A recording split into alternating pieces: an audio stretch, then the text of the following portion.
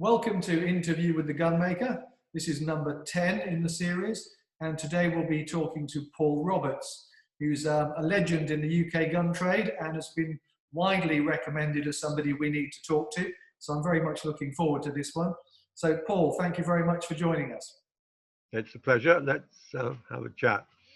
So people will be aware of you. You've been in the gun trade, in and around, as quite a prominent figure for a lot of years. But where did it all start? Well, it's a rather complicated story. My father and my grandfather were both very keen shooting people. My grandfather was a gun collector. When I was a little boy, he used to come and see us for Sunday lunch, and he would bring me a pistol and a bag of bullets. You know, my mother would confiscate instantly and throw away. But what really got me going was the fact my father started buying and selling very good English shotguns before the war and after the war. And so gradually, he was a jeweler by profession, but being a shooting man, he got interested in guns. And of course, shooting became a great hobby sport of mine. And from the age of 14, 15, I was very lucky. I did a lot of shooting. And eventually, my father and I opened a shop in St. Martin's Lane. And of course, I wasn't interested in the jewelry antiques business particularly. And we sold antique guns, modern guns, and firearms and so on. To skip forward a few years, I then started getting an interest in India and hearing about all the riches in the gun world that were available from India. And what was this, Paul? With Ian McRobert. Sorry? What sort of year are we talking about? 1964, 65. Mm-hmm. And Ian McRobert was Simon Clode's uncle and brother-in-law to Walter Clode. And he had grown up in India and wanted, me to back him to go there to buy guns. And we went out in 65 and 66. I toured India buying antique guns from the Maharajas. You couldn't buy modern guns because you weren't allowed to export anything that a cartridge was available for. You probably know that, Diggory. What I did going forward to about 1969, 70, I understood that ICI were no longer making double rifle ammunition. So I bought, along with Holland and Hollands, we bought the entire stock that ICI had, IMI as they were in those days, at which point all the guns became obsolete. And having stacked up a few dozen rifles, double rifles, then this led to a problem with the calibers that were, for which ammunition was not available. So I started with David Perkins, who was a wonderful gunmaker. This was now early 70s. We started converting things to modern calibers like Interesting. 350. Let me just wind you back a little while before we skirt through the India adventures. Just tell me a little bit about what it was like for you in India as a relatively young man in those days, I guess, going to all these fabulous places and finding all these amazing firearms. How did the process work and what sort of things did you bring out? Well, you had an agent, and I had a chap who communicates with me, Shabir Bandukwala in Bombay, and he contacted the various Maharajas if they basically steptoe and son, got any old guns to sell, and some communicated back. But by this time, hunting in India had got severely controlled and there was very little hunting going on. So a lot of the Maharajas were beginning to think about selling their collections. And in 1973, Mrs. Gandhi said that you could only have one rifle, one pistol, one shotgun. So at that point, the Maharajas really came on song. And I spent a lot of time with Jodhpur, and I advised him on stuff to keep for his museum. He has a beautiful museum in the castle in the fort at Jodhpur. I worked with Christie's on that, and we had something like a month in Jodhpur, designing the museum and what was exportable to time. But there was one exciting thing that happened in Jodhpur you might be interested in. We were told that the gun cases for a lot of these guns were in the old fort. We were working in the Umayyad Bhavan Palace, but the old fort still had a lot of the stuff stored there. So we went to the old fort, down and down and down in the dungeons. I mean, it really was the sort of stuff they make movies about, you know, cobwebs, bats, the whole deal. Indiana Jones, no less. I mean, it really was. So eventually we come to this huge door, which is sealed with a seal and a date. And the date was about 10 years old. So anyway, eventually the key and the lock arrived and we got inside. There was all these wonderful leather covered gun cases. And I remember there was gun cases for 4-barreled Lancaster percussion rifles with spare barrels in the cases and all the accessories for quick loading and that. And there was this big chest, like Captain Kidd's treasure chest with steel bands on it and a big old lock. Felt very heavy, must be full of gold doubloons or something. So we knocked the lock off and we're in a little tunnel and no light, just a torch. And eventually we knocked the lock off and we opened it and there was these 6 cylinders. So I pulled the top off one of these cylinders, something very heavy inside, tipped it out. It was a mortar bomb from the First World War.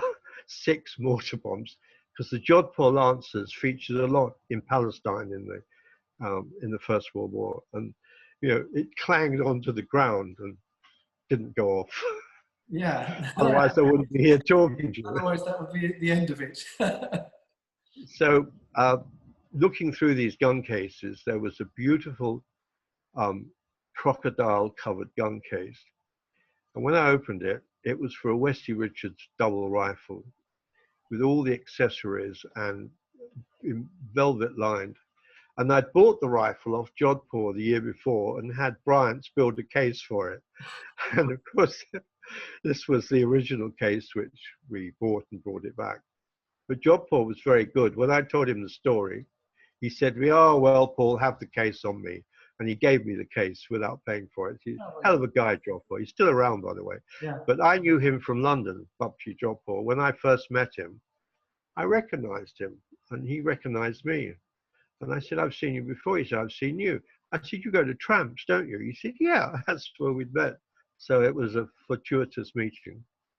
And then, of course, I got very friendly with the Maharaja Patiala. He was the Yuvraj at the time. And we became great mates. We shot together in India and in England. And he had a wonderful collection of guns, some of which I was able to buy. And Jaipur as well.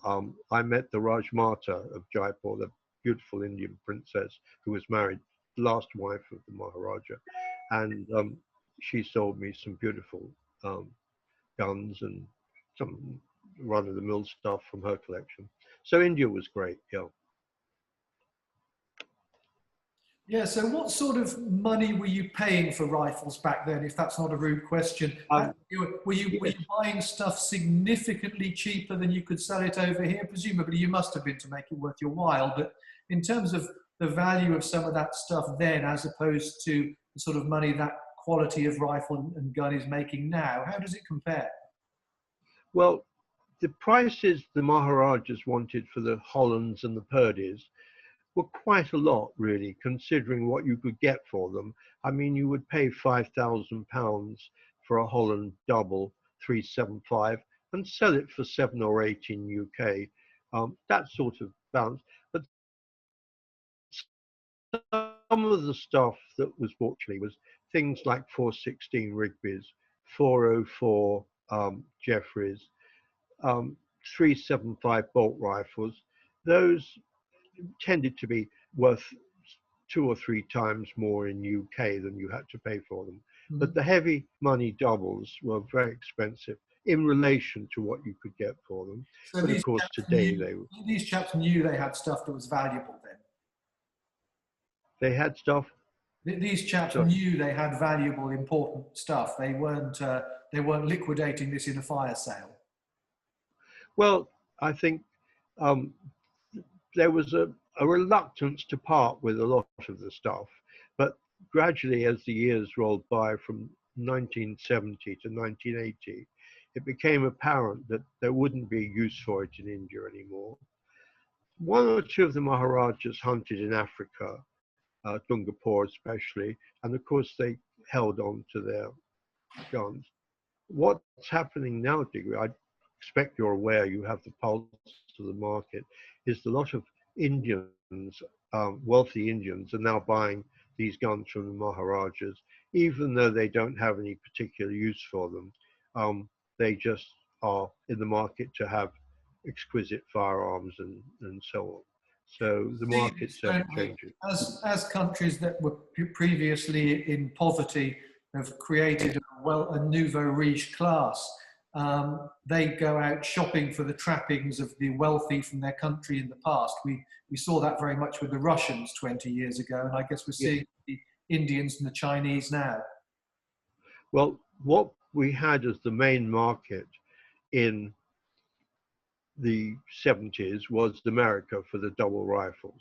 And they were really the only market for the 8 bores and the 10 bores and the 4 bores and the black powder hammer rifles. There was no interest in UK, very little interest in Europe.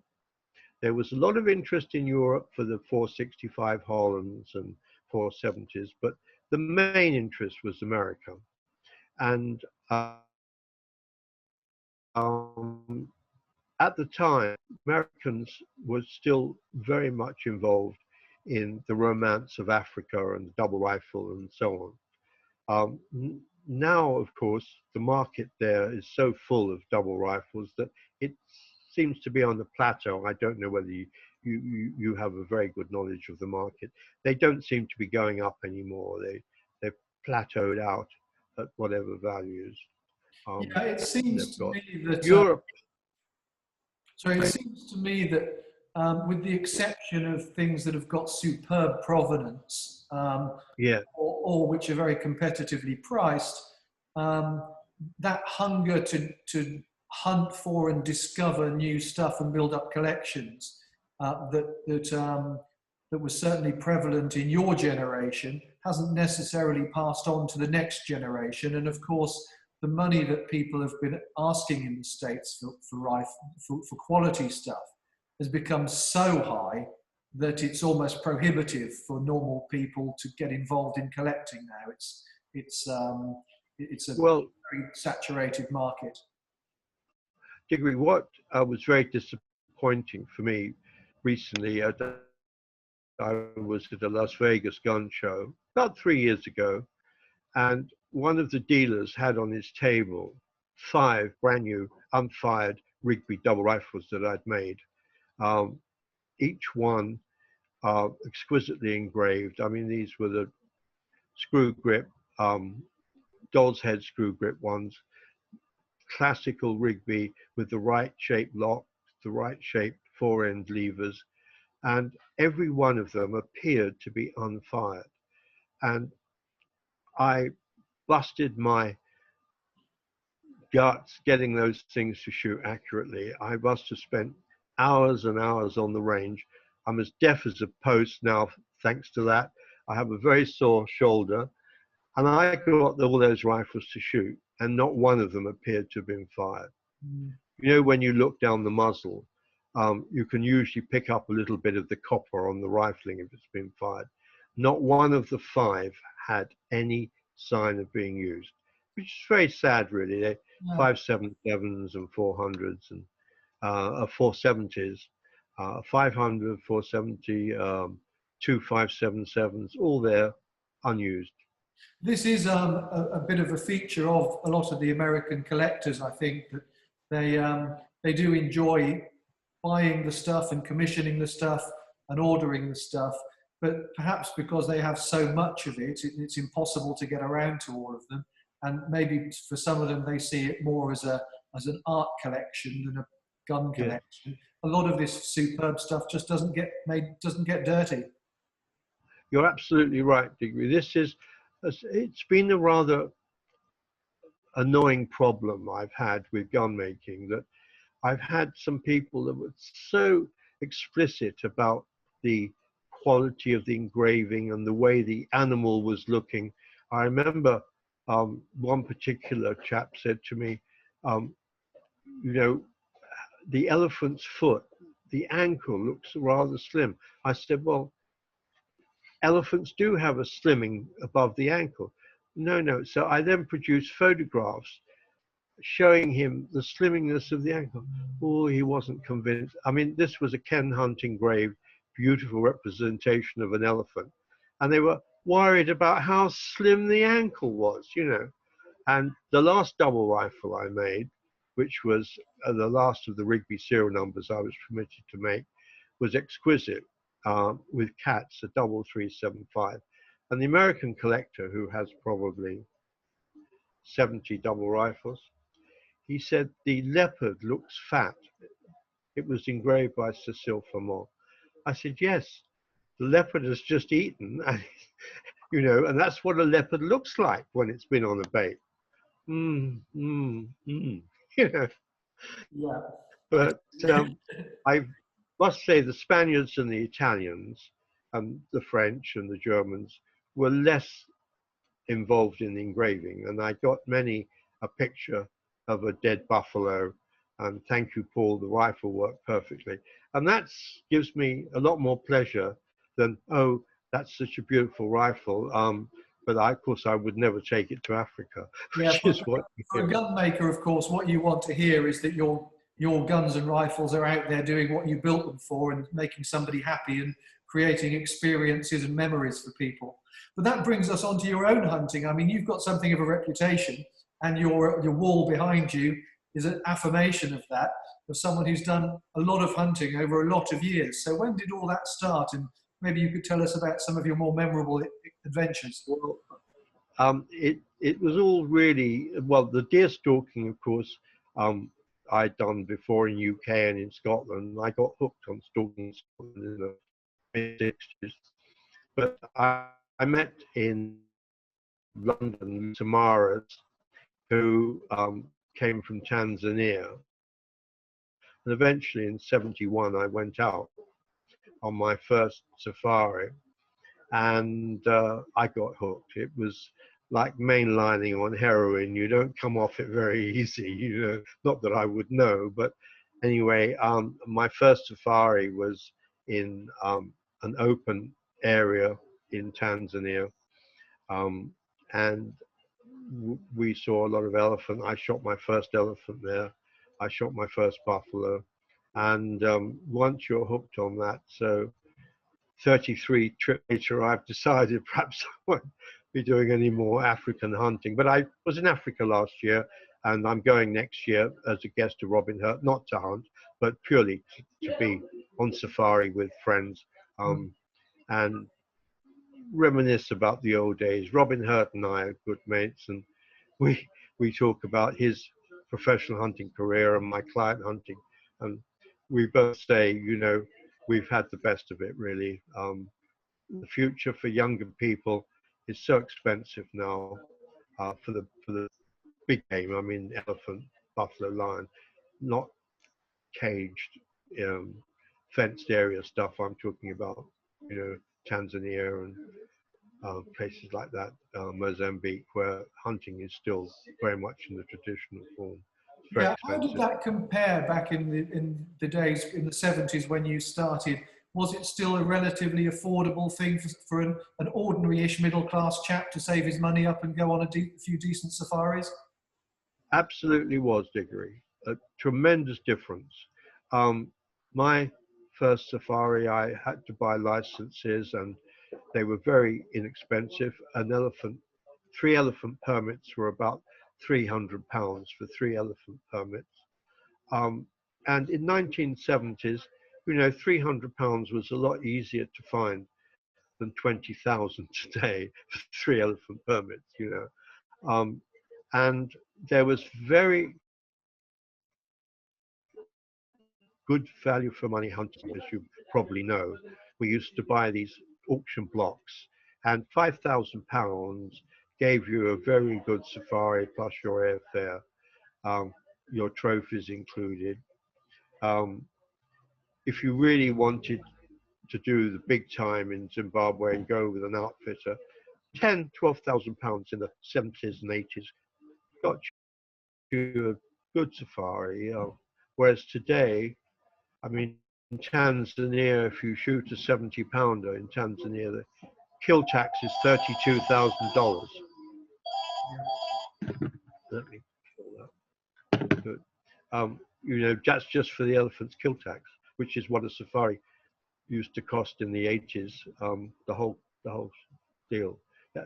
South Africa has some wonderful hunting, but it is in many cases a little bit different in so much as it's fenced areas or partially fenced areas. But I think for people that haven't hunted in Africa, like I have in the old days, there's still some very good hunting in South Africa at fairly modest prices. So I recommend it to anybody who hasn't hunted before in Africa. It's wonderful. But for old hands like me, who've always hunted in open areas, it seems a little different. Yeah, of course. I Yeah, don't condemn you're it, right. except I think your generation certainly did have the best of it. well, I think I just caught the end of it. Really, the 70s and 80s were the end of inexpensive good hunting, and then the 90s were still pretty good, but now it is expensive, and Zimbabwe is shut for us, for Brits, to take our own guns there. And for me, hunting with borrowed guns is something I wouldn't enjoy so much. Yeah. So you've hunted quite a lot of dangerous game. Have you ever come close to being on the wrong end of something pointy? The closest opportunities I've had of getting killed has all been with elephants. Um, I've twice had very close calls with elephants. Robin insists that buffalo is the most dangerous animal to hunt in Africa, and he's an expert, Robin Hurt. I disagree with him. I think cow elephants are the most dangerous animals. And sometimes we have had to cull a cow or two in Zimbabwe because they'd killed people. And the game department needed a cow elephant to be killed. Um, and I said to my professional hunter, how do we know which one? And Colin van der Linden said to me, Paul, we just look for an elephant that fits the description, because the people will be contented if something has been done. And if we can find the actual one, all the better. But otherwise, it's got to be the same description as the one that killed a young girl, actually, in the particular case that we were after. So we shot a cow and everybody said, oh yes, that's the one. We have no idea whether it was or not, but it was very close. I was backing up. We shot the cow that we were after, but another one charged us and I was running away, and Colin was covering me. He fell over. The cow, as she ran over Colin, he shot her in the from underneath in the brain, killed her as she had her trunk round me. So that was the closest I've ever come. If Colin's shot hadn't worked, I wouldn't be here. Incredible. So that was pretty close. It was. And I have Yeah, anytime I've been in Africa, I agree with you. Various animals and various hunts certainly create a bit of adrenaline flow, but I have to say the thing that creates the most fear is elephants. I've been pretty close to everything else, but it's the elephants that you just think are so unpredictable. And if they do want to come, they're so massive and strong that it's a devil's own job being convinced that you're going to stop it getting to where it wants to go. I think buffalo, the problem with buffalo, and there's a lot of problems with buffalo. I think Andrew Fraser was a friend of mine who got killed in Tanzania many years ago by buffalo. and he was using a 375.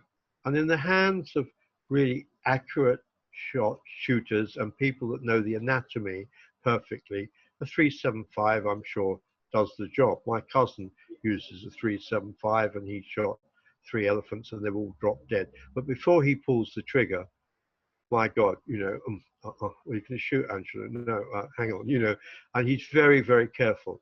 But if you don't put the bullet in the buffalo where it should go, he is almost impregnable after the adrenaline gets going. And so there's a lot of accidents. That first shot on a buffalo is very important.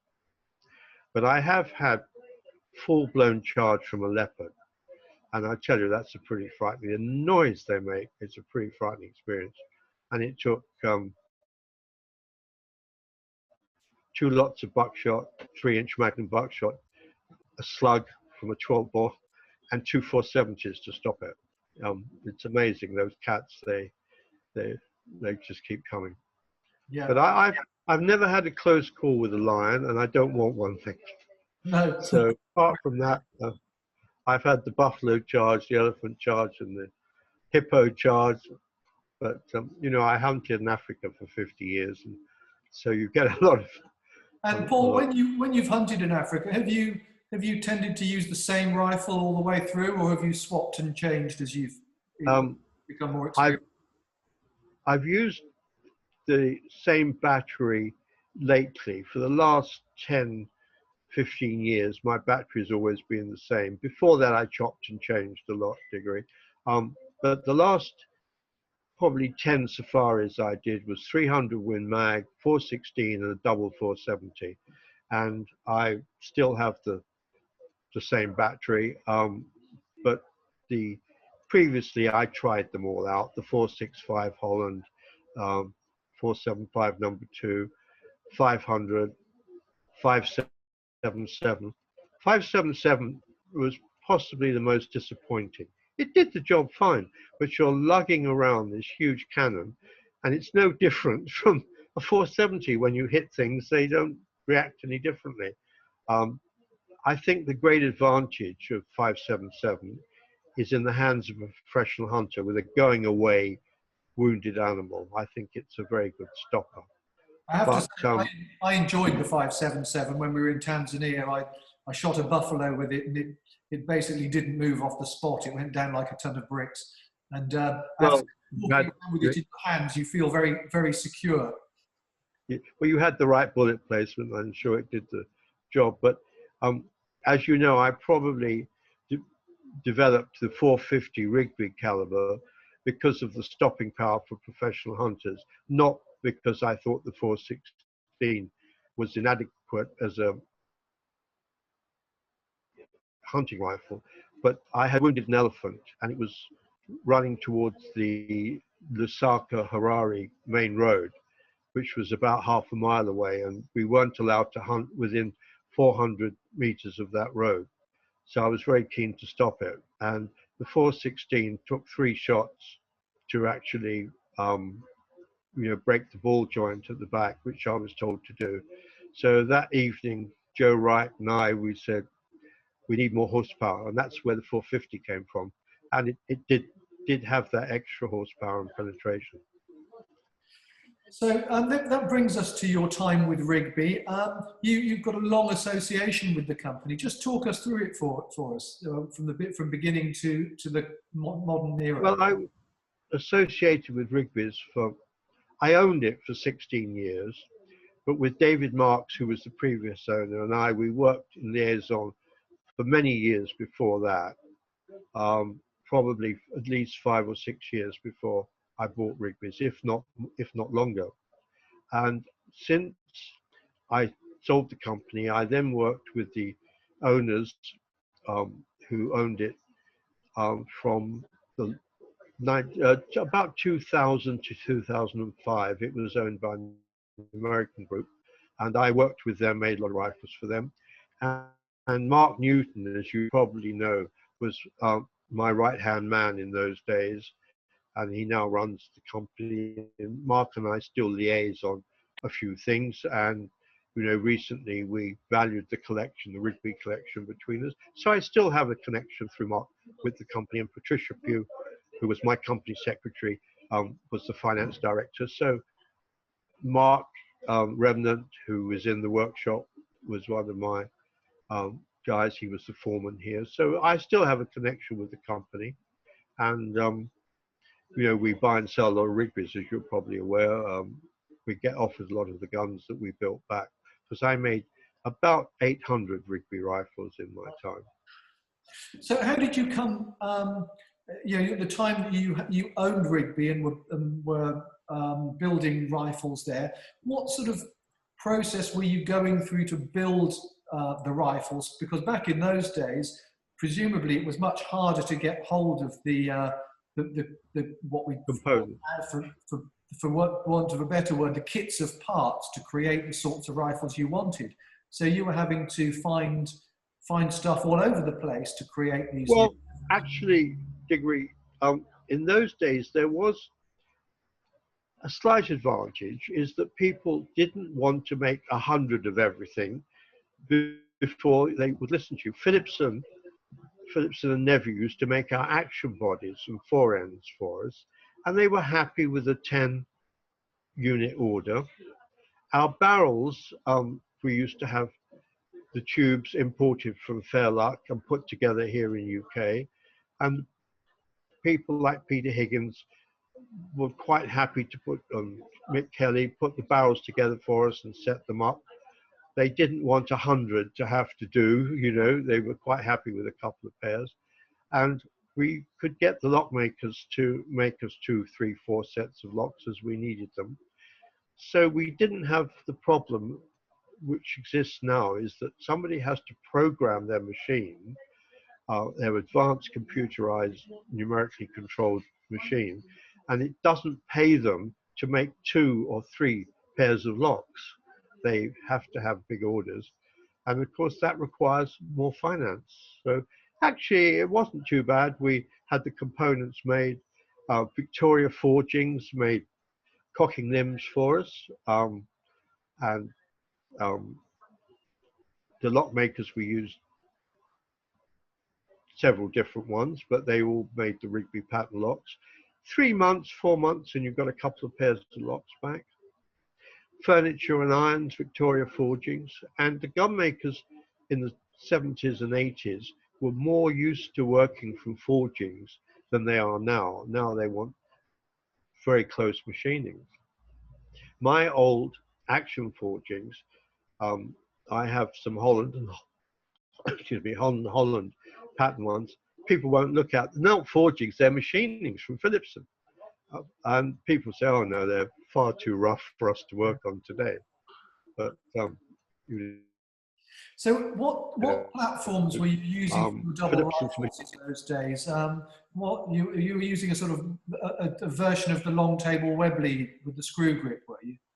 Yes, we used the Dolce head with screw grip system, which is the latter Rigby pattern that they used themselves, and we had everything the same as the 1930s Rigbys. I was never a fan of the horseshoe system. It was much more difficult to action, and it was really pretty old-fashioned, but it's what the Americans want. So Rigbys today are making the horseshoe grip rifles because that's the demand. Personally, I just feel that nothing beats the Dolce head and the screw grip, the W.C. Scott pattern. We never had them. It's a very robust, time-proven design. I mean, it was widely adopted for double rifle use at that period, wasn't it? Well, I liked it, and we had a lot of Rigby 350 box locks over the years, which we converted to 9.3. Not all, but some of them we did. Diggory, we never had a problem getting one through proof, and they had a fixed crosspin. We didn't have to make a new crosspin, and we would just put in new bites occasionally. That was the only thing, and we never had a failure from that action. That was over a course of 20 years, and not one single failure of a doll's head screw grip. Sometimes, as I said, we had to tighten the bites, put a new bite in even, but that was the limit to it. That was a very good system, and I'm very keen on using it. Yeah. So your business as you're set up now, just tell us a little bit about what that is. We mainly do repairs and restoration and dealing, of course. I deal not only in modern guns, but antique guns to a degree, vintage stuff. And we still make bolt rifles.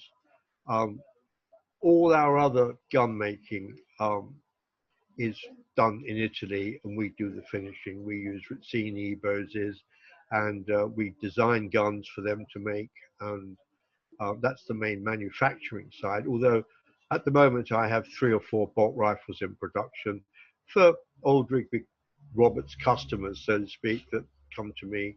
We use mainly Magnum CZs for our 416s, or if we use Reimer Johansson for the Magnum Mausers. But 3 or 4 bolt rifles a year is all I'm doing at the moment.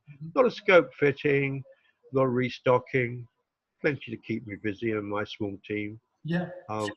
Now you've worked over the years with some of the best gun makers of your generation. So do any of them stand out as particularly good to work with and gifted and producing outstanding work? I know you have a long history with Ken Hunt. Yes, Ken was very formative in my gun making years. He and I go back to when I was 13 and he was 20. So that's the first gun he did for me. And he's a lot older than that now. But he was very helpful in the American market, because the Americans love, at one time, gold, then deep steel carving. So Ken was very handy. The main asset I ever had in the gun making was David Perkins. He was a very innovative gun maker. He could see through the mechanics of a gun. He was brilliant. I wish did you ever meet him? Did you ever know him? He died. I met him twice, but only for brief chats. I never really got to know him.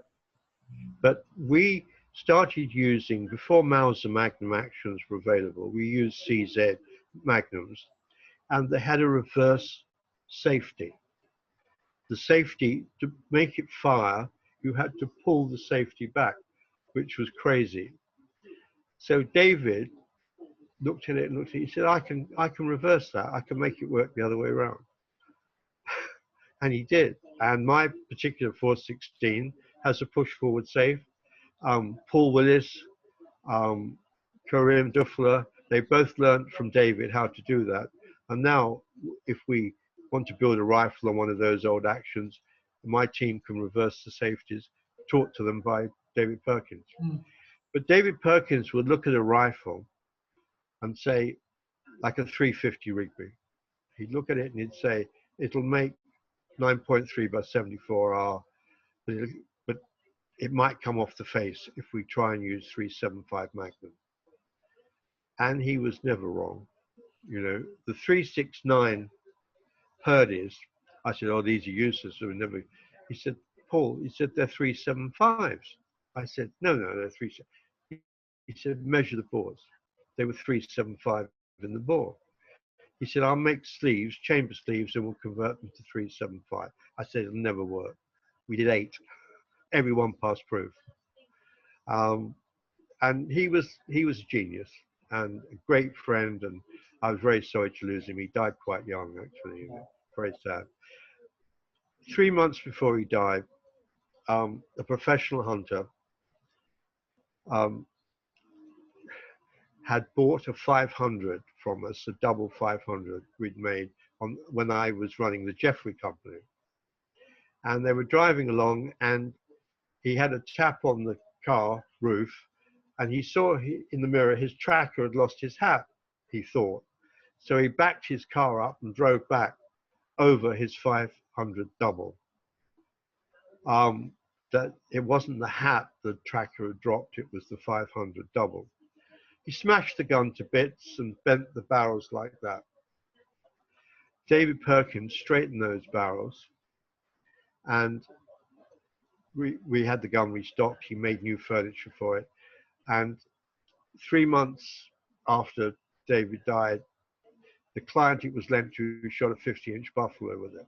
Right. He straightened those barrels without taking the ribs off. He made a jig. I don't know how he did it. And the last project we had, a few months later, I kept phoning. And then I realized that something was wrong, and I got in touch with his wife, and he was in hospital, and then he died. But he was a great gunmaker, and I really owe him a lot, in teaching me a lot about gun. That's a very good story. So Paul, that just brings us towards the end of our time, pretty close. But how do you see the gun trade at the moment? I mean, you've seen it all over your lifetime. What occurs to you in terms of the state of play for the modern generation of gun makers who are carrying on? Diggory, it's a very strange time, really, in the gun trade, because we have the lead shot ban facing us, which means that vintage guns we have to look at very carefully. And given that, so you're probably more knowledgeable than I am, but I see it as a potential retarding of interest in classic English guns, which is a shame, because there's two types of guns. There's those which were made by hand, by craftsmen, and they have a certain something about them which, things like the Ritzinis, which I sell a lot of, which are brilliant. They're absolutely brilliant value for money guns, very good looking and that, but they somehow don't have quite the same personality as the vintage guns. And I think remains to be seen what we're going to do with steel and non-toxic shot. But that's putting a retard, I think, on the market at the moment. The other thing I think is we're losing a lot of the old skills. I know some brilliant gun makers, and neither of them, two particular guys who are wonderful gun makers, don't have apprentices. And they're both geniuses in their own world. One of them has made several 3-barreled guns. I mean, these boys are really bright. I'll mention Dave Sinnerton, who lives in my village, who is absolutely brilliant gun maker and a wonderful guy to work with, and we do quite a lot together. But his skills, I just wonder where, he's still fairly young, younger than me anyway, but it worries me. Ken Hunt's 2 children, fortunately, took up gun engraving. Alison no longer engraves, but Marcus still does. So at least the tradition has carried on, but not many of the great traditional gun makers are actually training up apprentices. And I think there'll always be a tremendous amount of work to do on English guns, even if it's re-sleeving them to use steel shot. But whatever, there's going to be renovation and alteration work, and it's going to be hard to find people to do it, I think. I don't know. You've got your finger on the pulse. It's always been a niche area, but I think certainly if you're good enough, there will always be enough people to send you work. I've always said that to young gun makers thinking about their future, and I think that will remain. Yes.